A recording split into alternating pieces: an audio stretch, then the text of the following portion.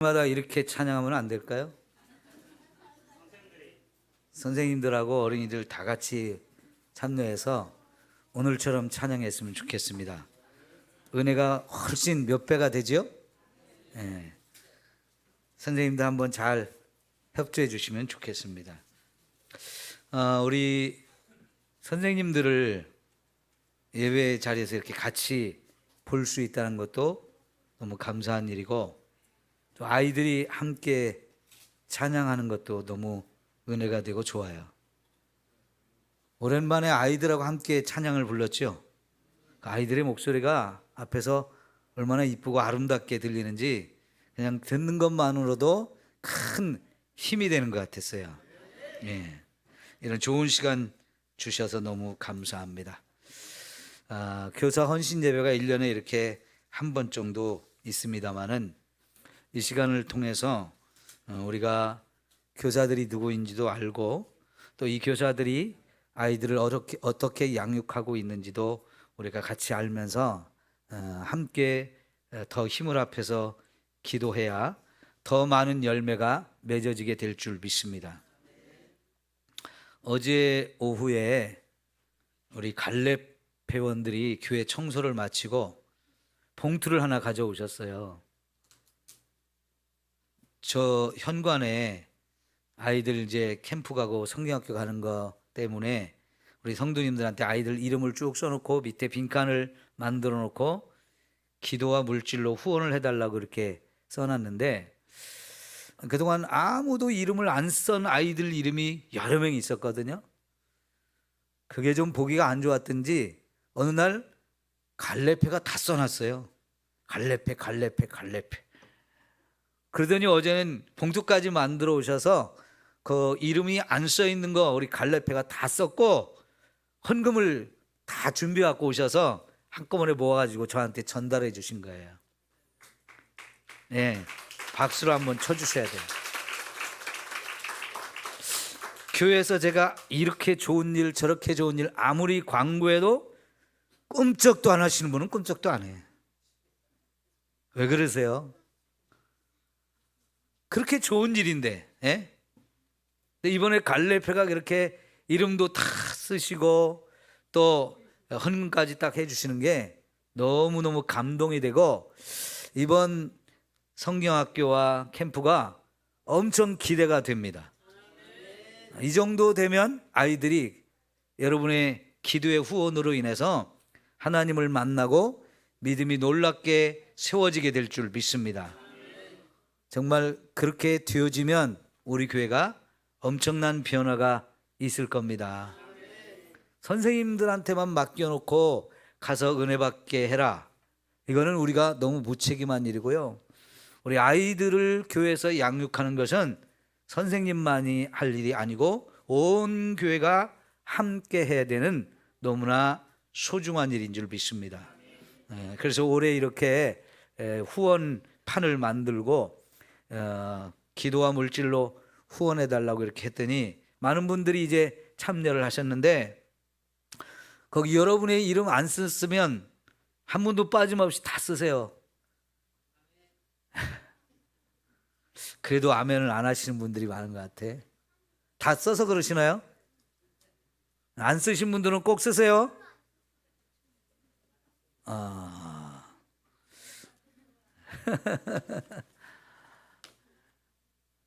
여러분, 너무너무 중요한 일이에요.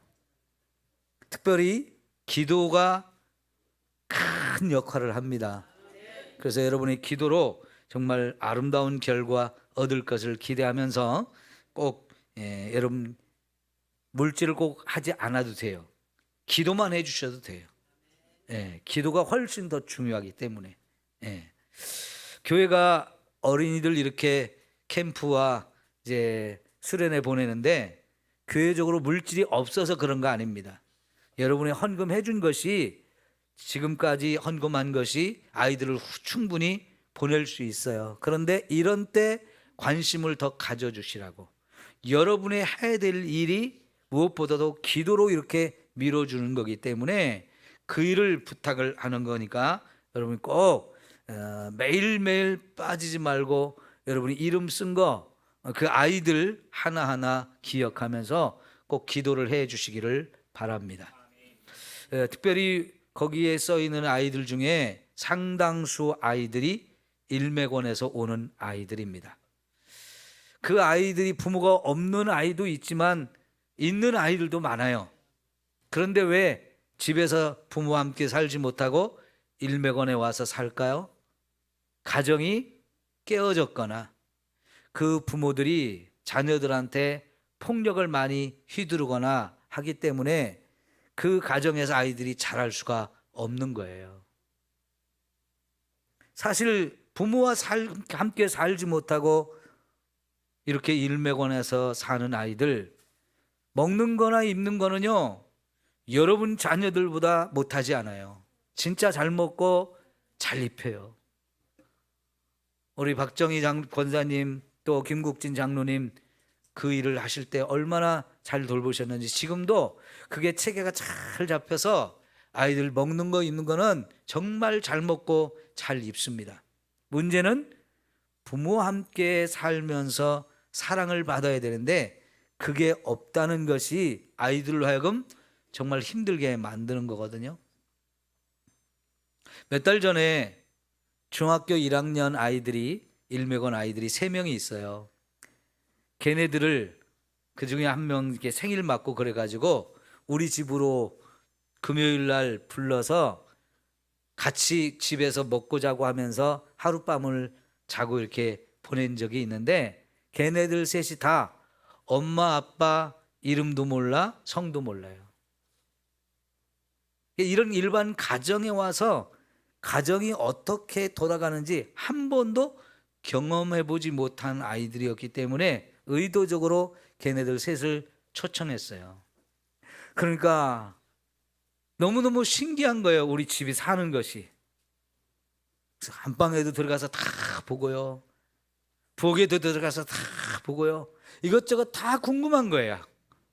다른 아이들은 이제 무슨 명절이나 생일이나 이런 때 되면요, 자기들 집에 이렇게 가서 한 번씩 갔다 오거든요. 그런데 이 아이들은 갈 데가 없어요. 그래서 가정이 어떤 곳인지를 모르기 때문에 우리 집으로 이제 불러서 하루 지냈었는데 어제도 또 4명을 불러서 같이 이제 하룻밤을 지냈어요. 여러분, 아이들한테 부모의 사랑이 뭔지도 보여주고 또 어른들이 어떻게 사는지 또 어른들로부터 가까이 와서 따뜻하게 사랑을 베풀어 주는 걸 좀 경험할 수 있도록 하기 위해서 그렇게 했는데 아이들이 너무너무 좋아해요. 여러분 가정에서도 그렇게 할 수 있어요. 생일 맞은 아이들 혹은 특별한 그런 날을 정해서 여러분이 일맥원의 아이들을 1명이든지 2명이든지 3명이 이렇게 오라고 해서 초청을 해서 같이 아이들 먹고 싶은 것도 먹게 하고 또 하고 싶은 것도 하게 하면서 같이 얘기도 들어주고 또 얘기도 해주고 그러면서 하룻밤만 지내도 아이들한테는 이게 엄청난 선물이 될 거라고 생각해요. 특별히 이렇게 여름에 교회에서 특별히 필요한 이 은혜의 자리에 아이들을 보내면서 저와 여러분의 기도로 충분히 뒷받침해 준다는 것은 이게 너무너무 귀한 일이고요. 올해 같은 이렇게 준비가 되어지면 정말 아이들이 가서 큰 은혜를 받고 엄청난 변화가 있을 줄 믿습니다. 아이들의 평생을 좌우할 수 있는 엄청난 시간이 되어지리라고 생각합니다. 자, 오늘 말씀에 뭐라고 그랬습니까? 마땅히 행할 길을 아이에게 가르치라 그랬어요. 한번 다 같이 해봅시다. 마땅히 행할 길을 아이에게 가르치라. 다시 한번 시작. 마땅히 행할 길을 아이에게 가르치라. 여러분 모든 사람에게는 마땅히 가야 될 길이 있어요. 마땅히 해야 될 일들이 있어요. 그게 뭘까요? 성경에서 말하는 것은 2가지예요. 1절부터 5절까지 한번 오늘 안 읽었는데 읽어볼게요. 거기서 한번 찾아보세요. 마땅히 행할 길이 뭔지. 자, 시작. 많은 재물보다 명예를 택할 것이요 은이나 금보다 은총을 더욱 택할 것이니라. 가난한 자와 부한 자가 함께 살거니와 그 모두를 지으신 이는 여호와시니라. 슬기로운 자는 재앙을 보면 숨어 피하여도 어리석은 자는 나가다가 해를 받느니라. 겸손과 여호와를 경유함의 보상은 재물과 영광과 생명이니라. 패역한 자의 길에는 가시와 올무가 있거니와 영혼을 지키는 자는 이를 멀리 하느니라. 자, 1절부터 5절까지의 내용을 우리가 읽었는데 마땅히 행할 길 두 가지만 여러분 이 가운데서 정리해 가지고 한번 찾아보세요. 마땅히 행할 길이 뭘까요? 여호와를 경외하는 것. 좋습니다. 그 다음에 또 하나만 더 찾아보세요. 네? 지혜롭게 사는 것. 두 가지라고 말할 수 있어요. 마땅히 행할 길. 첫 번째는 여호와를 경외하는 것. 두 번째는 지혜롭게 사는 거예요. 이거를 어려서부터 아이들한테 잘 가르치라는 거예요. 그러면 여러분 이 말을 전도서 12장 13절 딱 가면 이 말이 그대로 써 있거든요. 이게 뭐라고 표현했어요? 거기 전도서 12장 13절에 하나님을 경외하며 그의 명령을 지킬지어다. 이것이 뭐라고요? 사람의 본분이니라 그랬어요. 그러니까 사람의 본분을 가르쳐서 그 본분대로 살게 하는 거, 이거를 아이들한테 어려서부터 가르치라는 거예요. 여러분 또 다른 말로 이 잠언서 1장에 보면 지혜와 지식의 근본이 뭐라고 그랬습니까? 여호와를 경외하는 것이라고 그랬어요. 그러니까 여호와를 경외하면 거기서부터 하나님이 저와 여러분에게 지혜도 주시고 지식도 주셔요. 그러니까 여호와를 경외하는 것, 이걸 어려서부터 가르쳐서 그분의 말씀대로 살게 되면 거기서 지혜도 얻고 지식도 얻게 되어져요. 그런 삶을 사는 게 마땅히 행할 길을 가게 가르치는 거죠. 여러분 제가 사람의 본분을 설명했었죠. 여러분 사람의 본분이라는 것은 사람이 마땅히 갈 길로 가게 하는 거예요. 그래서 마땅히 가야 될 길에서 벗어나서 전복된 거, 이걸 뭐라고 그랬어요? 뒤집어진 거. 옛날에 그런 욕 많이 했잖아요. 지랄한다고. 예, 지랄하는 거예요, 그거는. 여러분, 그걸 가르치지 않으면, 그래서 길을 벗어나게 되고, 길을 벗어나면 결국은 뒤집어진 인생, 엉망인 인생이 되어집니다. 그런데 어려서부터 마땅히 갈 길로 가도록 잘 가르치면 그 효과가 어떻게 나타난다고 그랬어요? 오늘 말씀에 그리하면 어떻게 된다고요? 아니 6절 뒷부분에 그리하면 늙어서도 그것을 떠나지 아니하리라. 평생을 그렇게 살게 해준다는 거예요.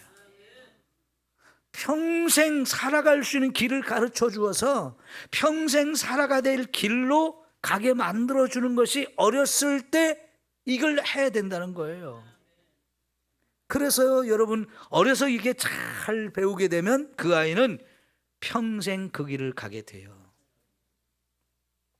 옛날에는 우리 아이가 달라졌어요 그런 프로그램을 하더니 요새는 금쪽 같은 내 새끼라는 프로그램을 TV에서 하는데 내용은 비슷비슷하더라고요. 요즘에 보면요, 부모들이 아이들을 마땅히 가르칠 것을 안 가르쳐가지고 아이의 인생을 망쳐놓고, 그래서 아이도 힘들고 부모도 힘들고 주변에 있는 사람들도 다 힘들어요. 아이들한테 뭐가 잘못이고 뭐가 좋은 것인지를 가르쳐야 되는데 그걸 안 가르쳤어요. 칭찬만 하고 잘한다고만 하고 자꾸 인정만 하고 이렇게 기르다 보니까요, 안 되는 것이 있다는 것을 안 가르쳐 가지고 안 되면 떼써, 안 되면 욕해, 안 되면 폭력을 휘둘러. 엄마도 필요 없고 선생님도 필요 없고 다 지멋대로 하니까요, 애들하고 친구를 사귀지 못하고요, 선생님하고도 좋은 관계를 맺지 못하고, 부모와도 너무 갈등이 심해서 아이는 아이들에 힘들고 부모는 부모대로 힘들고, 학교 가면 친구들 힘들고 선생님 힘들고요, 너무너무 힘들어요. 왜 그렇게 만들었어요? 부모가. 그럼 부모가 잘못해서 그래요. 안 된다는 것도 가르쳐야 되고요, 때로는 책망도 해야 되고, 법을 가르쳐서 해야 되는 것과 하지 말아야 되는 것, 이런 걸 가르쳐야 되는데 그런 걸 안 가르치니까요, 얼마나 아이가 버릇도 없을 뿐만 아니라 분별력이 안 생겨서 옳고 그른 것도 알지 못해서 그냥 말도 존경하는 말, 존댓말 하나 쓰지 못하고요, 제멋대로 말하고 제멋대로 행동하고 너무나 엉망이 되는 아이들이 많이 나와요. 부모가 마땅히 가르칠 것을 가르치지 않았기 때문입니다. 여러분, 제가 성지순례를 갔다 와서 유튜브를 보면서 굉장히 귀한 걸 배웠는데요, 이스라엘에 가서 공부를 많이 하고 거기서 아예 살면서 그런 유대인들의 현재 사는 여러 가지 문화나 이런 율법을 따라 살아가는 모습들을 소개하는 그런 유튜브가 있는데요, 그 중에 하나가 이런 거였어요. 전 세계 유대인들이 흩어져 사는데 전 세계 유대인들이 사는 곳에는 꼭 회당이라는 게 있습니다. 우리나라는 아직 유대인 공동체가 없어요. 우리나라는 회당이 없는데 가까운 중국이나 일본만 해도 유대인들이 사는 공동체가 있고 거기에 회당들이 있거든요. 일본에 있든 중국에 있든 아니면 이스라엘에 있든 어느 나라에 있든지 전 세계 회당에서 매 주일마다, 그들의 안식일이죠, 매 안식일마다 읽는 성경이 똑같아요. 어떻게 그렇게 됐냐면 창세기에서부터 신명기까지 이 모세 오경을 쉬운 49개인가로 이거 53주 52주 이렇게 되죠. 근데 그거를 56개 정도로 나누었어요. 창세기에서부터 신명기까지의 내용을 56개 정도 이렇게 쭉 나눴는데, 그거를 한 주에 하나씩 그거를 전 세계에 흩어져 있는 유대인들 회당에서 안식일마다 그걸 똑같이 읽습니다. 그리고 회당에서 그걸 읽는 것으로 끝나지 않고요, 그 주간 내내 가정에 돌아가서 그 회당에서 읽었던 본문을 매일매일 한 번씩 반복해서 모든 식구가 항상 그거를 계속해서 읽는 거예요. 그러니까 전 세계에 있는 유대인은 매주 똑같은 성경 말씀을 읽고 해서 1년에 한 번씩 모세 오경을 다 읽게 만들어요.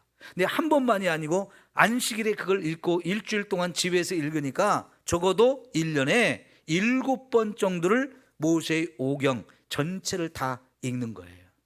전 세계 회당에서 그걸 하니까.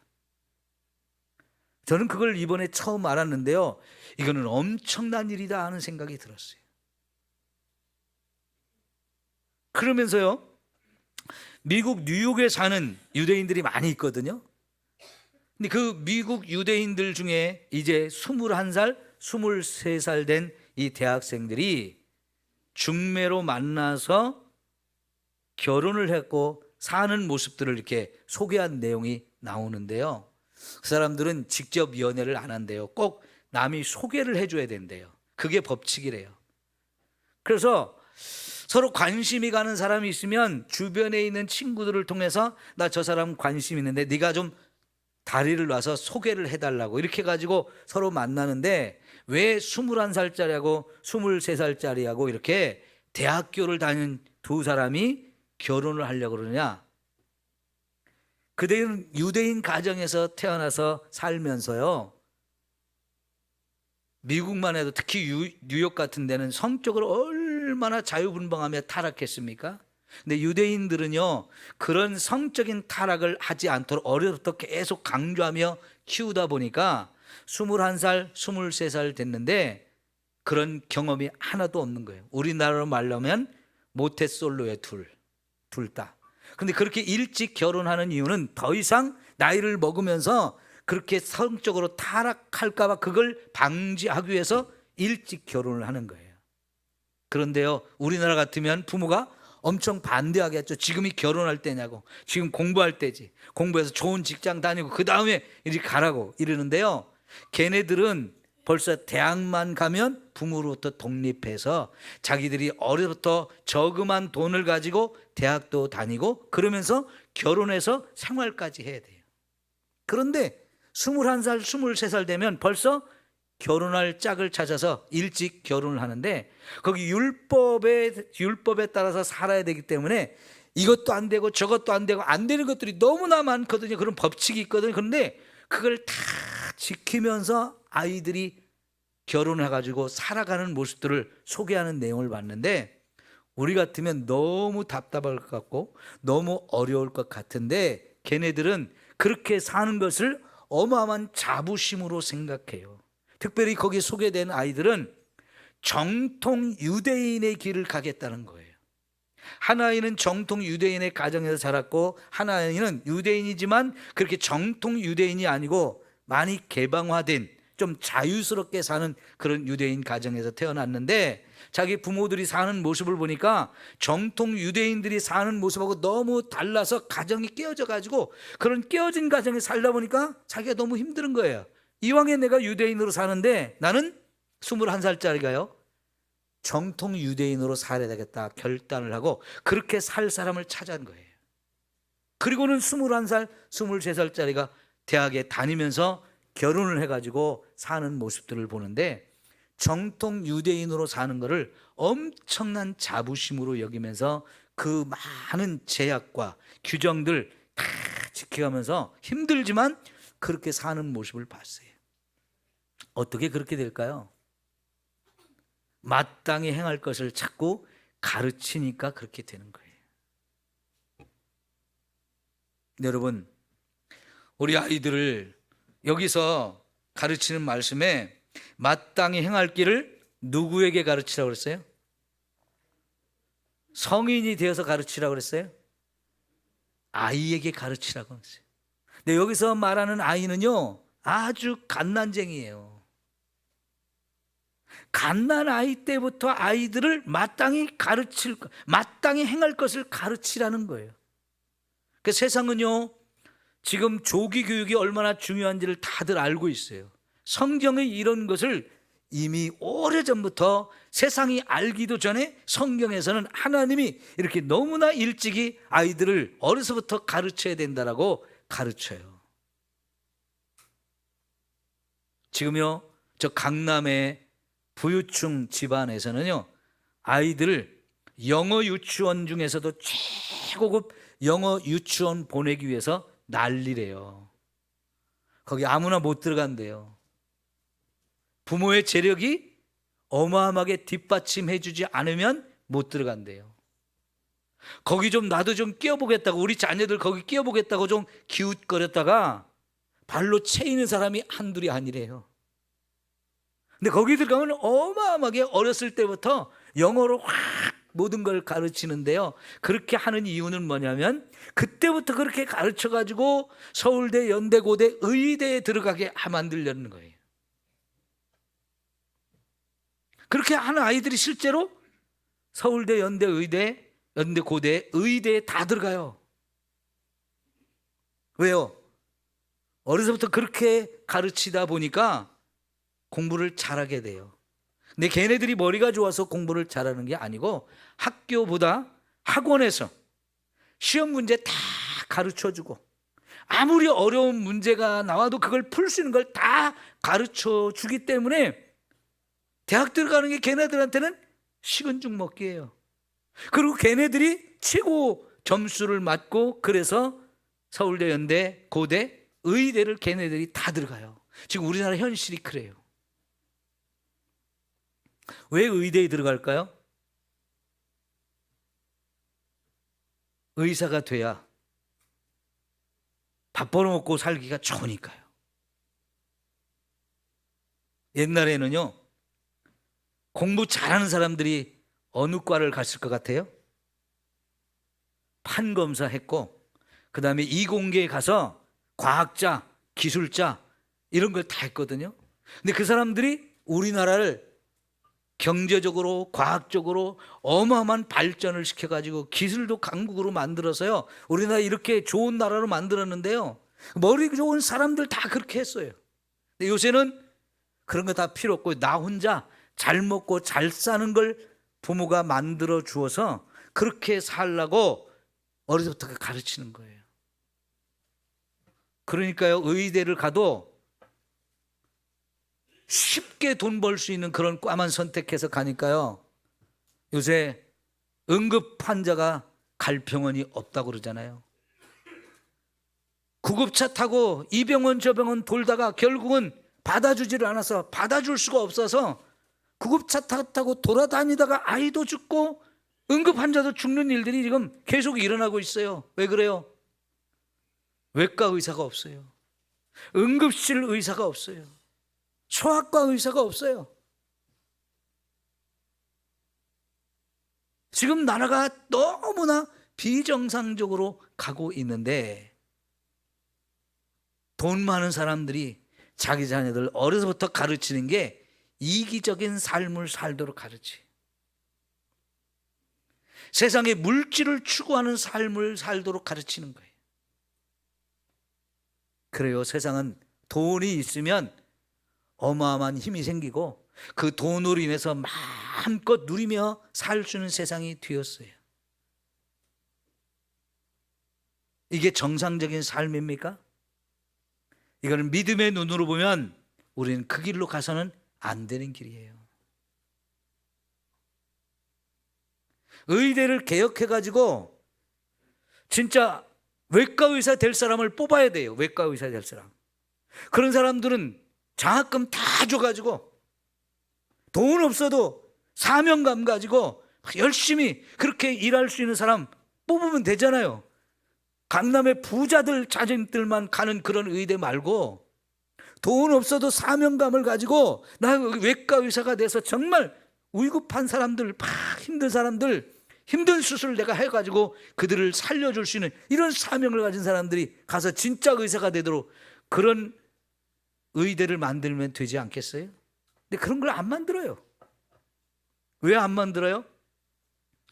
의사들 숫자 많다고 충분하다고 하면서 자기들 원하는 과만 잔뜩 늘려놓고 진짜 필요한 외과 의사들, 응급실 의사들, 소아과 의사들 안 만들어요.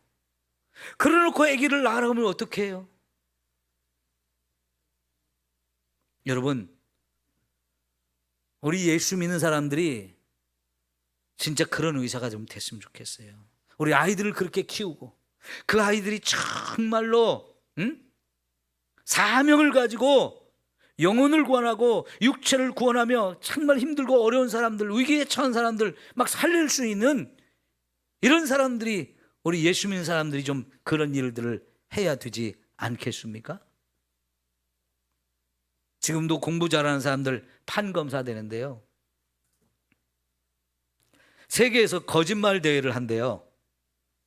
그런데 그 거짓말 대회에 나올 자격이 없는 사람, 절대로 뽑아주지 않는 사람 누구냐면 변호사하고 판사는 안 뽑아준대요. 자격이 없대요. 왜? 하도 거짓말을 잘해가지고. 평소에 거짓말을 너무 많이 해가지고 그 사람들은 아예 안 뽑는데요. 출전을 안 시킨대요. 그냥 평범한 사람들이 거짓말을 하는 대회를 그냥 재밌게 하기 위해서 하는 건데, 진짜로 판사하고 변호사는 거기 참가할 자격이 없대. 평소에 워낙 거짓말을 잘해서. 정치인하고 그런 것 같죠? 자, 여러분, 우리 자녀들을 어려서부터 하나님을 경외하는 사람으로 만들면 이 아이들이 하나님의 말씀 따라 살게 되어지고요. 그게 바로 사람의 본분을 따라 사는 거예요. 하나님을 경외하면 거기서부터 말씀을 배우고 그 말씀을 통해서 지혜를 배워요.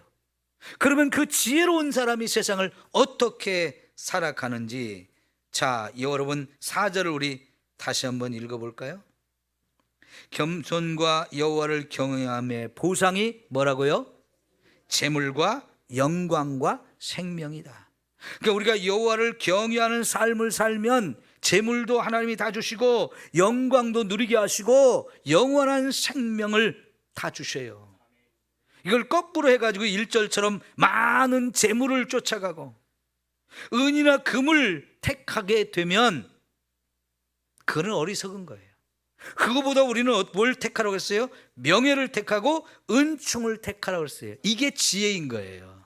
이런 지혜를 우리가 어디서 얻습니까? 하나님 말씀을 통해서 얻게 되어지는 겁니다. 자, 여러분 3절을 읽어봐요. 슬기로운 자는 재앙을 보면 어떻게 해요? 숨고 피하는 자가 됩니다. 이런 사람이 슬기로운 자, 다시 말하면 지혜로운 자예요. 근데 어리석은 자는 그 재앙이 임하는 때에 막 밖에 나가요. 그래서 자기를 피해갈 재앙을 스스로 그 재앙 속으로 뛰어드는 이 어리석은 사람. 여러분 오늘 낮의 말씀만 생각해도 세상에 종말이 오고 어마어마한 재앙과 박해와 혼란과 어려움이 올 때 지혜로운 자와 어리석은 자가 거기서 딱 표가 나는 거예요. 지혜로운 자는 그걸 다 피할 수 있게 되었지만 어리석은 자는 거기를 찾아 들어가서 재앙을 만나게 되어지는 겁니다. 5절도 봐요. 패역한 자가 가는 길은 가시와 올무가 있지만 영혼을 지키는 자는 이를 멀리한다. 그러니까 여러분 패역한 자가 지혜로운 자요, 어리석은 자요? 어리석은 자죠. 그런 사람은요 가다가 가시와 올무를 만나게 되어 있어요. 근데 지혜로운 자는요 자기 영혼을 지키고 이런 재앙과 가시와 올무 다 피해가게 되어져요. 그래서 지혜롭게 사는 걸 배우는 게 너무나 중요한데 그 지혜가 하나님 말씀을 통해서 오는 거예요. 7절부터 16절까지 봐도 또 그런 얘기가 계속 반복되어지거든요. 조금만 읽어볼까요? 7절, 부자는 가난한 자를 주관하고 빚진 자는 체주의 종이 되느니라. 부자가 되는 게 좋아요? 가난한 자가 되는 게 좋아요? 부자가 되는 게 좋습니다. 그런데 앞에 있는 말로 하면 부자가 되기 위해서 재물을 택하고 금이나 은을 쫓아간다고 해서 부자가 되는 게 아니고 어떤 사람이 부자가 된다고 그랬어요? 겸손하고 여호와를 경외하는 자에게 하나님이 재물을 주신다는 거예요. 그러면 사람을 부리는 자가 되고 더 높은 자가 되어지는데 이런 여호와를 경외하는 자가 부유한 자가 되면 남을 막 굴림하고 학대하고 이런 사람이 되겠습니까? 높은 자리에 올라가도 겸손하게 또 섬기는 자가 되는 거지요. 이게 지혜죠. 그 다음 더 볼까요? 악을 뿌리는 자는 재앙을 거두리니 그 분노의 기세가 쇠하리라 그랬어요. 여러분 어리석은 자는요 악을 뿌리고 재앙을 거두는 사람이에요. 이게 얼마나 어리석은 사람입니까? 자기가 심은 이 악이 재앙이 되어서 나에게 돌아오는 인생을 사는 것, 참 어리석기가 한이 없죠. 지혜로운 자는 그렇게 살지 않습니다. 선한 눈을 가진 자는 복을 받으리니 이는 양식을 가난한 자에게 주민이라. 여러분 선한 사람은요 가난한 자를 보면 그냥 지나치지 않습니다. 양식을 가지고 가난한 자에게 나누어 주는데 그 사람이 진짜 더 엄청난 복을 받는 사람이 되어지는 거예요. 이런 지혜가 어디서 오겠어요? 여호와를 경외하는 자에게 이런 지혜를 주시는 겁니다. 그래서 여러분 우리 어려서부터 아이들을 정말로 말씀으로 잘 양육하고 꼭 하나님을 만나도록 기회를 만들어 줘야 돼요.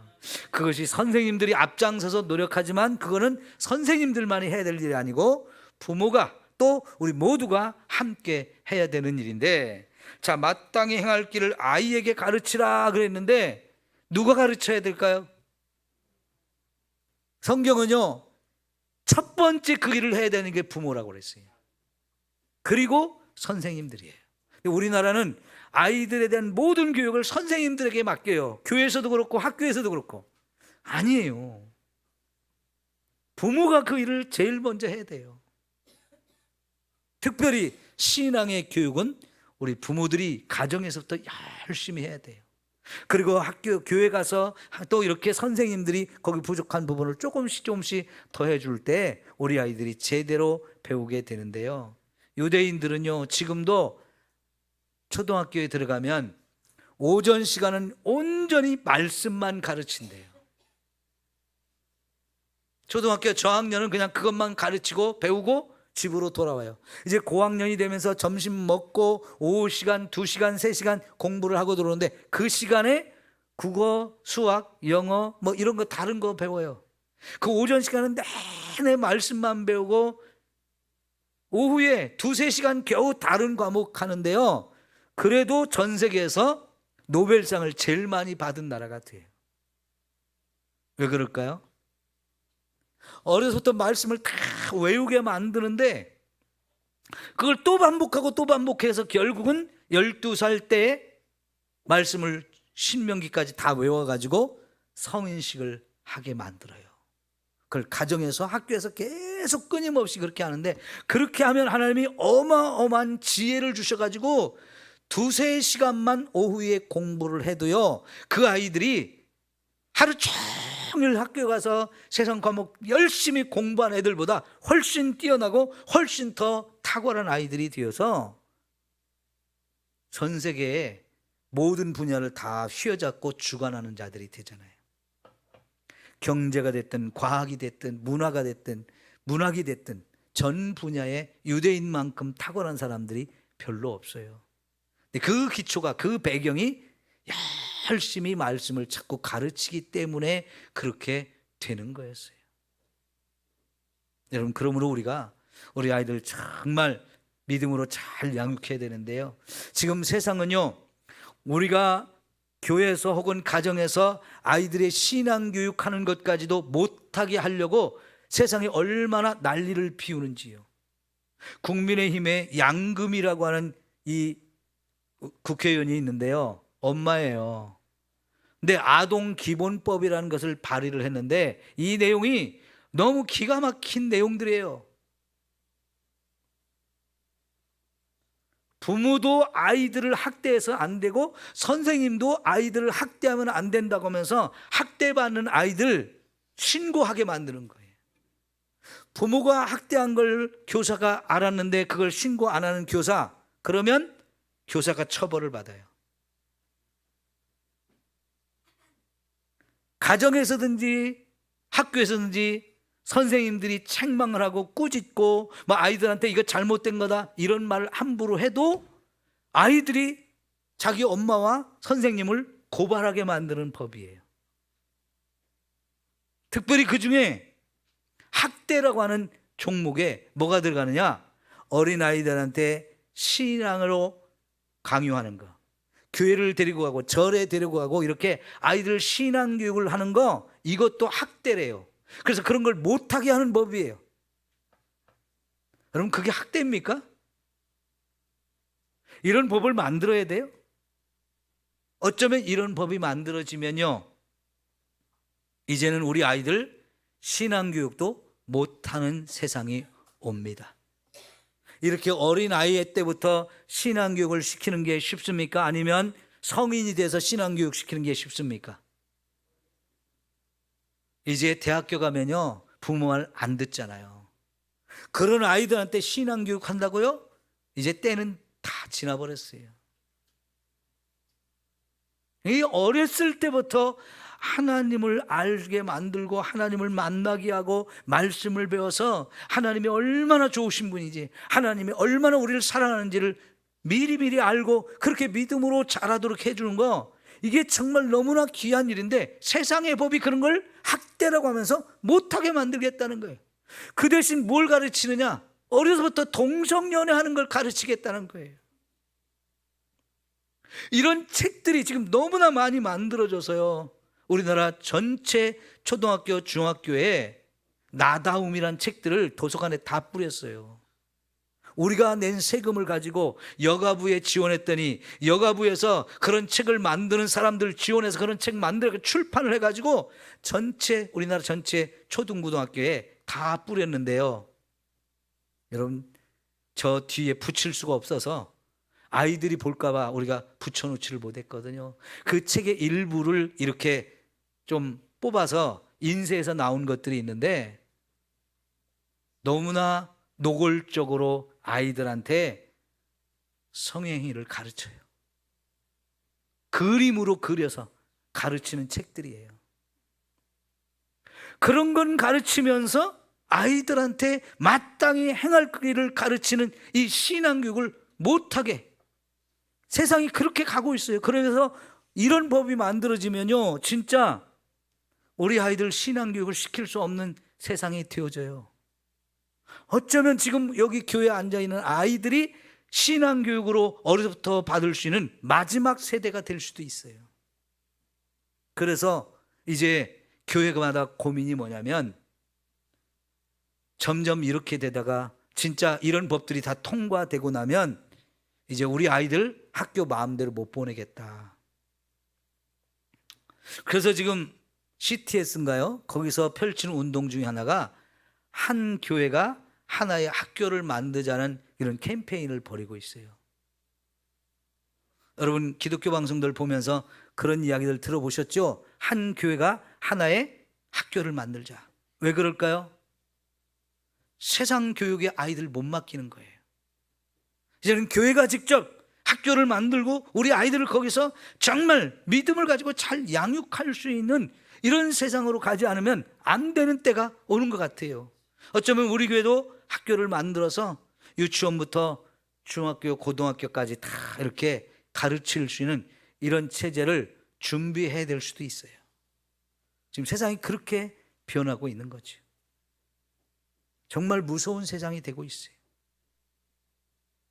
그래서 이런 시대에 우리가 마땅히 행할 길을 아이들에게 가르치는 거 더더욱 중요하게 돼 있어요.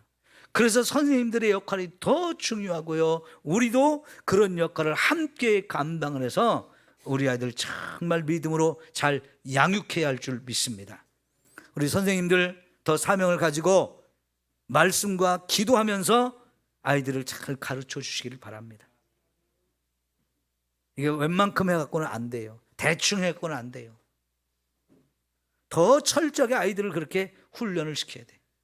우리 또 어른으로서 우리 교회 아이들을 위해서 더 많이 기도하고 이런 악법들이 만들어지지 못하도록 철저히 우리가 막아낼 수 있는 이 역할들을 해야 되고요, 우리도 더 많이 기도하면서 후원을 할 때 이런 정말 하나님의 은혜가 우리 가운데 임하게 되어질 줄 믿습니다. 기도합시다.